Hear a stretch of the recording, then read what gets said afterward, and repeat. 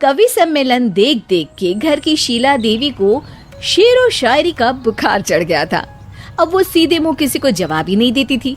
उनके पति और उनका बेटा तो काम करने घर से बाहर चले जाते थे और उनकी शायरी झेलनी पड़ती थी बहू रेणु को।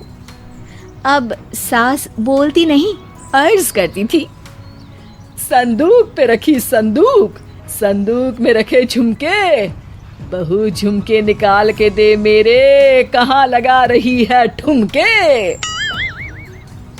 माँ जी, झुमके तो आपके निकाल दूंगी मैं, लेकिन आपके दिमाग से ये शायरी का भूत कैसे निकलेगा? छोटे लोग नहीं समझेंगे, शायरी है शौक बड़ा, तू अपने काम से काम रख, मेरे काम में मत टांग अड़ा। शौक अलग बात है, लेकिन हर चीज में अपना शौक डाल देने से जग हंसाई हो सकती है सासू माँ। अरे मैं हूँ एक नंबर कलाकार, कोई ऐसी वैसी बला नहीं, तुम घर के कामों में उलझी, समझोगी मेरी कला नहीं।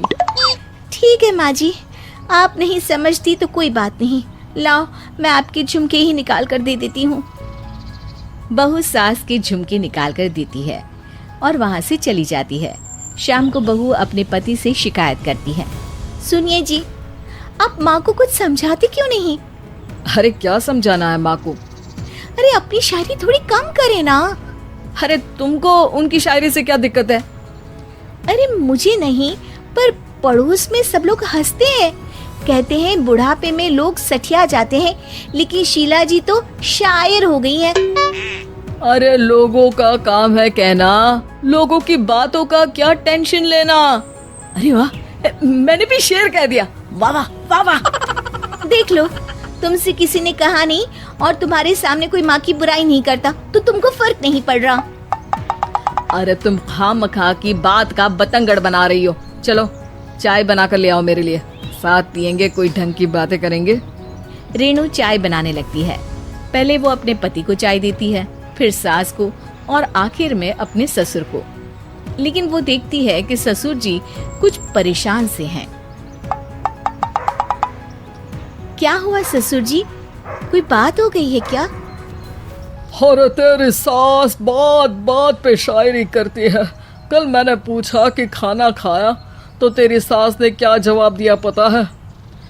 अरे गलती की और आरोपी ने कोड़े खा लिए फटाफट, खाना तो नहीं पर पकोड़े खा लिए झटाझट। अब बता क्या जवाब दूं इस बात का? वो तो सभी से शायरी में ही बात कर रही हैं, मुझे भी समझ में नहीं आता कि क्या करूं मैं। बेटा उसको उसी की भाषा में जवाब देना पड़ेगा। मैं तो आम बातचीत में भी उसके सामने कुछ नहीं बोल पाता, शायरी में क्या बोलूंगा भला। ससुर ने जैसे ही कहा कि उसको उसी की भाषा में जवाब देना पड़ेगा, बहू को ये बात जच गई। अगले ही दिन वो शायरी की कुछ किताबें लेकर आई और शायरी की प्रैक्टिस करने लगी ताकि सास को उन्हीं की भाषा में जवाब दे सके। उसने दिन रात एक कर दिए। एक दिन सब साथ में बैठकर टीवी देख रहे थे, तभी रेणु सबके लिए बिरयानी बनाकर लाती है, लेकिन सास को बिरयानी भाती नहीं।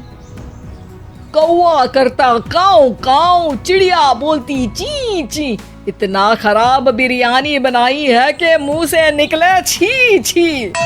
बस इसी मौके का तो बहू को इंतजार था, क्योंकि अब बहू सास को उसी की भाषा में जवाब देने के लिए तैयार थी। माँ जी, हमको अपनी ये बेकार शायरी ना सुनाइए, जैसी भी बनी है बिरयानी चुपचाप खाइए। ससुर जी और रेणु के पति ने रेणु का जवाब सुनते ही जोर से ताली बजाई और सास ने जब रेणु का शायराना जवाब सुना तो उनके गले में बिरयानी अटक गई। बहू ने एक और शायरी का तीर छोड़ा।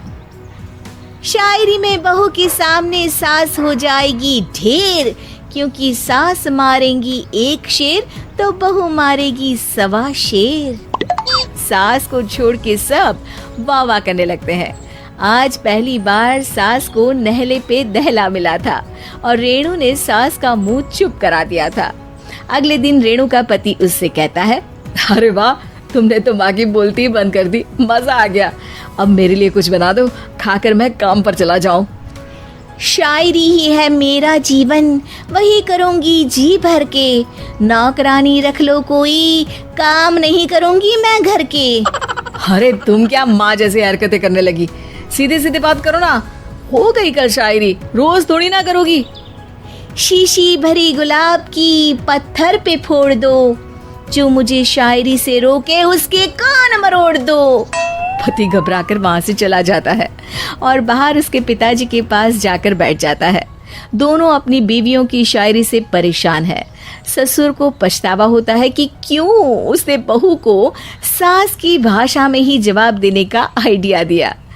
अब तो घर में दो दो शायर हैं। दोनों एक साथ दुखी स्वर में कहते हैं, हम दोनों की ही बीवियां जब से शायर हो गई है, क्या बताएं, जिंदगी एक फटा हुआ टायर हो गई है।